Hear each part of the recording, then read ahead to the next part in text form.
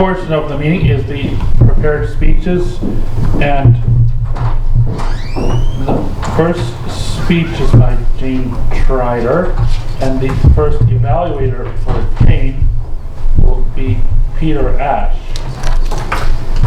Would Peter Ash give the objectives for Jane Trider, please?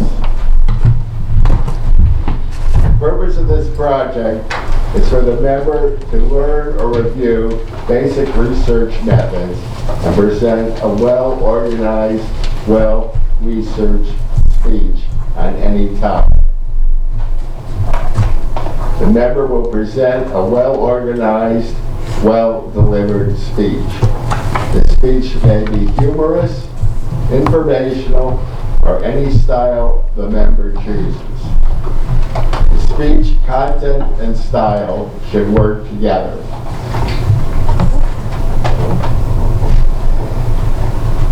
And I would like people to know that this is evaluation form and so forth is from the Pathways. And Jane is a pioneer. She's the first person to reach her second Pathway speech in this club. So please welcome Jane. Okay. It even says I am going to go with a direct link to my speech. So, and then it says, my father started teaching me to play golf when I was about 4 years old. Being able to spend so much time with him and learning a sport that I continue to enjoy to this day is a memory that I will always cherish. Please treasure. Please welcome Jane.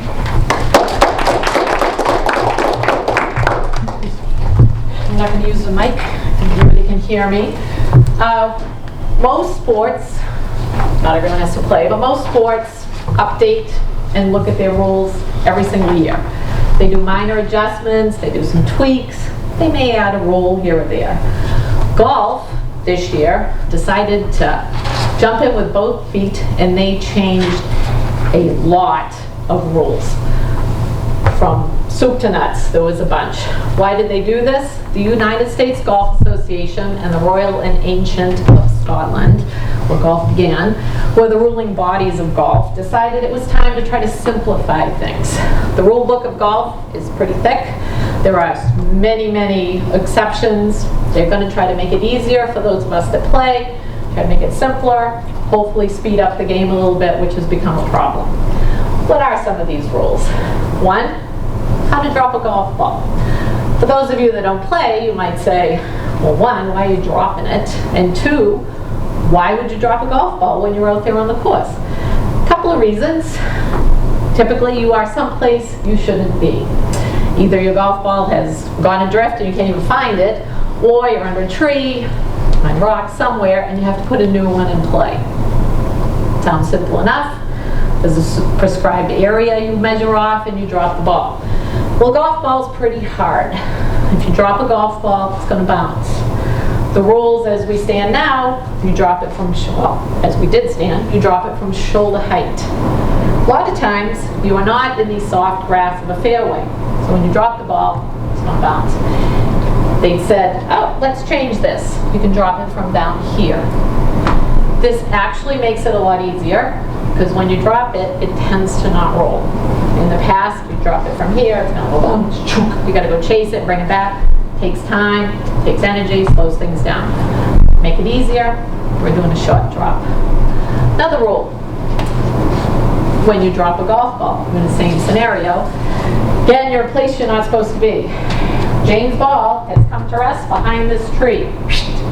She is going that way. One of the things you can do is you take your ball, bundle back here, and I drop it. You might see the problem if I'm going that way. Said tree is still in my way.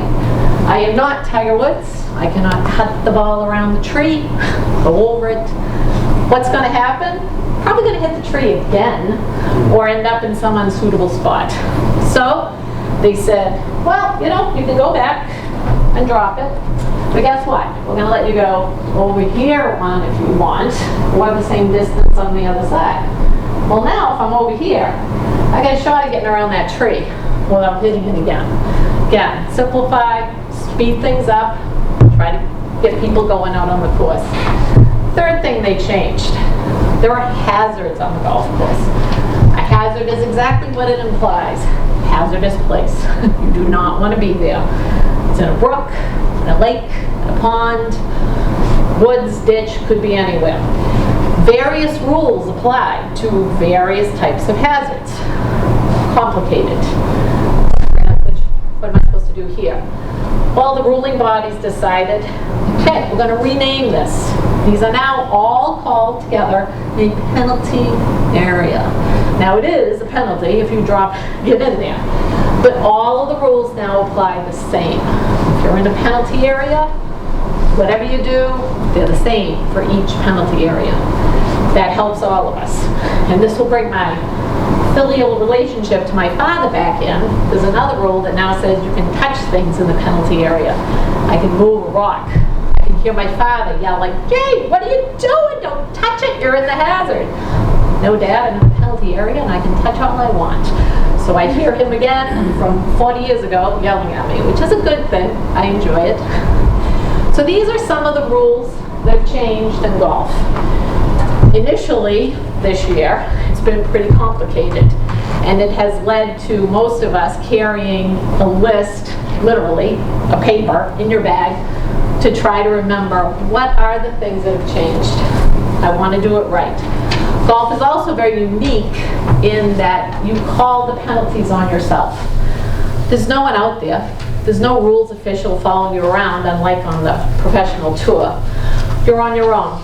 You have to decide what is the right thing to do here. I have to call my own penalties, penalize myself, make another shot, and you keep going. What the USGA and the R&A have decided that these rules, while complicated at first when you're trying to get used to something new, overall will make life simpler for all of us to be able to implement the rules on our own and hopefully speed the game a little bit up because they'll be a little less complicated. Thank you.